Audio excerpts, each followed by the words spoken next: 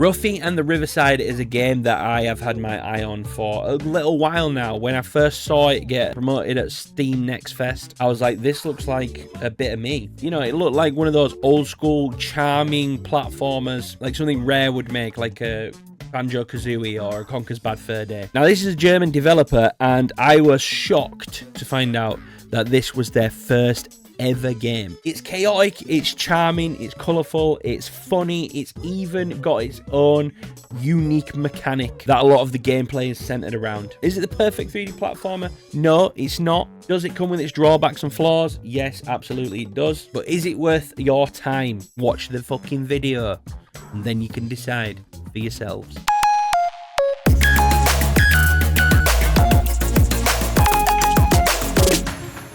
In Ruffy and the Riverside, you play as Ruffy with his bee sidekick Pip, and the game is set in the open world of Riverside. Right away, you're thrust into this opening sequence, which will teach you how to use the swap mechanic, which is that unique thing I was talking about earlier. You and Pip and your grumpy mole mentor, Sir Edler, are kind of falling off a cliff for some reason, and the only way to save yourself is by swapping the vines with the waterfall, because what that does is it changes the waterfall into vines that you can climb up to safety. This turns out to be a flash forward / mini tutorial, and then you zip back in time to the start of the game, where the world and its lore is kind of explained to you through a number of small missions at the start of the game. Without giving too much away about that lore and what's going on, there's basically a bunch of magic marbles around this Riverside open world, and Sir Edler accidentally summons an evil cube who wants these marbles. This character is the Overlord Grawl, who basically wants all of these marbles and wants to destroy Riverside. And your task is to collect 6 sacred letters in order to destroy him. The story,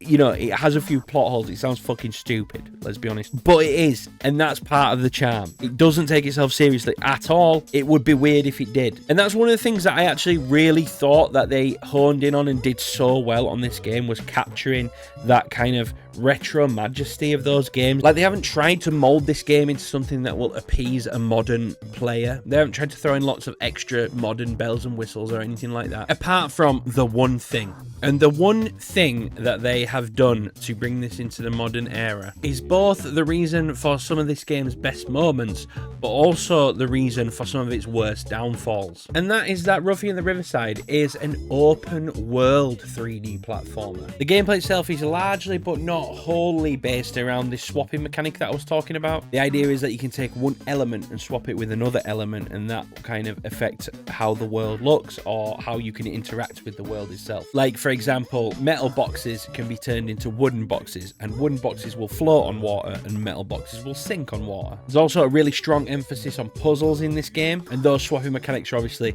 used a lot within those environmental puzzles. Sometimes these puzzles are really, really basic. Other times these puzzles are really, really fun. A lot of the time, these puzzles are kind of insanely difficult. They can be extremely confusing, and there's like a weird imbalance in the game between the difficulty levels of the puzzles. There's these really cool like 2D sections where you go into the wall, basically a total lift of the 2D sections in Super Mario Odyssey. But in order to get in them, you have to solve a riddle given to you by this bird character, and then you have to use that riddle to solve a image puzzle, and only then will a swirly door open that you can enter. And even then, sometimes when you get inside the 2D platforming section itself, there will be puzzles within the section that you just did 2 puzzles to gain entry to. And that's not always a bad thing. It does certainly feel like an accomplishment when you do a particularly difficult one. And because of that, this game is kind of packed with those aha moments where you like figure something out and it's like, that, oh shit, that's the thing that I need to do. And they can be really, really satisfying. They can also be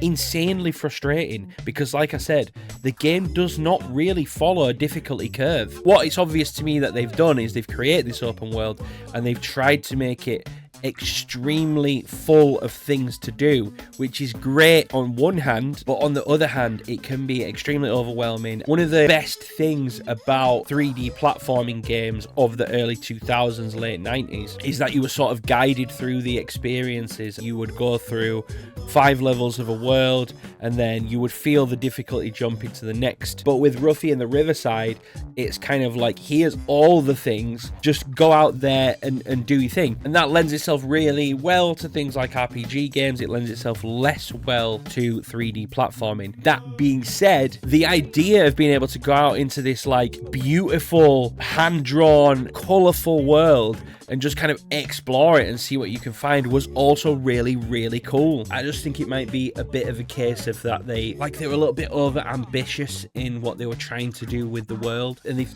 jam-packed so much stuff into this open world that they haven't really thought too hard about how that affects the pacing of the game. Because the thing about games like this is there needs to kind of be that element that keeps you hooked. The same as any game, really. There needs to be that gameplay loop that you want to continue to come back for. But there would be times in Ruffy and the Riverside where there would be sections of the game that I would love for long periods of time, and then there would be sections of the game where I would be continuously frustrated for long periods of time because I was able to go out and like carve my own path.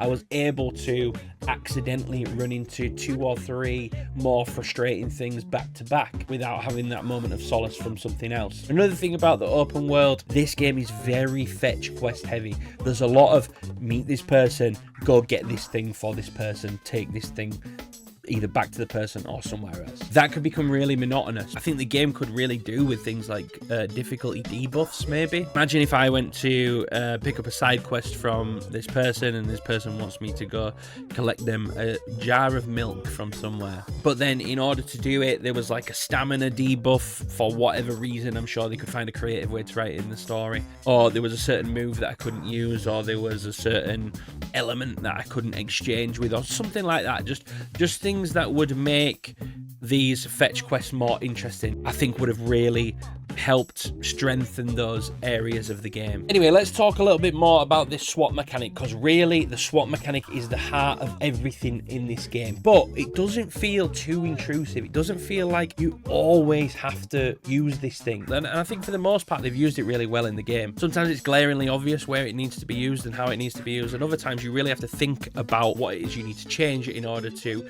be able to continue onward. And like I said, for the most part, it's awesome, but, and it is a big but, sometimes the game will just forget to tell you what to do. And I'm not saying that you need hand-holding through everything, but it does lead to these extremely frustrating moments where you have no fucking idea what you're doing and you're scratching your head. And that kind of got me thinking about, who is this game marketing towards? Because on the surface, it looks very open-ended. It looks like it's a game for young people to enjoy, and also old people like me. But I do think that a lot of the younger audience might struggle to genuinely get through some of these puzzles. There's still puzzles now that are complete on the game that I don't understand how I got through them. See, some of them are word riddles, and the word riddle ones are particularly difficult. There's no fucking way that my young child mind would have been able to work out what the fuck any of them meant. Not only that, my adult mind now couldn't work out a lot of them, and I just got through them by process of elimination of moving the tiles around in the actual puzzle game itself. It feels like there's a real imbalance there, but it's not game breaking, it's just game pausing. So you need to kind of be prepared for at least a few moments of like spiritual trial and error. I keep talking about the traversal. It's very basic, but it does the job. It does what it needs to do. The sprinting is really fast, and the stamina is super forgiving. Basically, as soon as you stop sprinting, it comes back. If you collect coins, you can just keep sprinting. Once you add Pip's glide, the snappy movement, the jumping, the gliding, the sprinting, it all comes together and feels quite satisfying. Not satisfying on like Ori and the Blind Forest level, but satisfying enough. Like I said, the developers have done a lot to try and put as much as they can into this world to make it as vibrant as possible, and in a lot of ways they really have succeeded there. There's a cape customization feature, which is hell yes. Who wants to save the world if you can't look fabulous doing it? So you basically collect coins, and then you can use them to purchase gacha from a guy called Gaga, I believe. Gaga is a bear that has a shop basically where you can play a gacha game. You spend these coins and you spin a wheel and you win an award, and the award is these different kind of capes, and they do different things. Some of them are just completely aesthetic, and some of them have things like healing and stamina buffs. I mean, most of them are absolutely nothing useful at all, but I love it. And speaking of Gaga, one of the great things about this game, And one of the things that helps it ooze so much personality is the NPCs. It's packed with so many awesome characters that just bring this world to life. You've got Quintus, who's a fox obsessed with butterflies, who will just spit trivia out at you. There's a fish gang that want you to punch sharks. Most, if not all, of the NPCs do not feel like pointless filler. They all have added value to the world of Riverside. Everybody's got some sort of purpose, if not to add to the story, the lore, or the world itself, just to make you laugh, just to bring personality to the game. And I mean, how can you complain about that? There's a really cool world customization feature where you can collect pattern stones and you can use them to customize how the world looks. Purple forests, blood red oceans, rainbow lava. You can basically Bob Ross the fuck out of Riverside. And also it can get really ugly though, so there is the option to just flick and switch all these off. The soundtrack is popping. It is so good. You know me, I love a good soundtrack in a game, and this really does hit. Just one more thing that irks me before I get to the final conclusion. The voice acting. Well, it's not even voice acting. It's not voice acted. The noises. Honestly, after a while, the noises that Ruffy makes are infuriating. And I feel like the developers even knew that themselves because they've put in an option to turn them down. Final verdict. So Ruffy and the Riverside is like if you took Paper Mario in terms of aesthetic, Banjo-Kazooie in terms of personality, and then if you took an indie puzzle developer, if you mashed them all together into a blender, you would come out with a Ruffy and the Riverside smoothie. It's imaginative, it's chaotic, it's full of heart, and yeah, it is a bit rough around the edges, but does it really detriment the game too much? I don't think so. I still really enjoyed my time with it. I do hope that the developer kind of implements some of these things that we've talked about today going forward into whatever they create next. If you're into puzzle platformers, if you're into vibrant worlds, if you have any connection at all to old school 3D platformers, then I do think you're going to have a great time with Ruffy and the Riverside. And for those reasons, I'm going to give it a 7 out of 10. A solid 7 out of 10. Thank you so much to Zokrates Games for providing me an early code for this game. And thank you for creating the game. If you enjoyed the video, please leave a like. If you're new to the channel, please consider subscribing, and I will see you in the next one.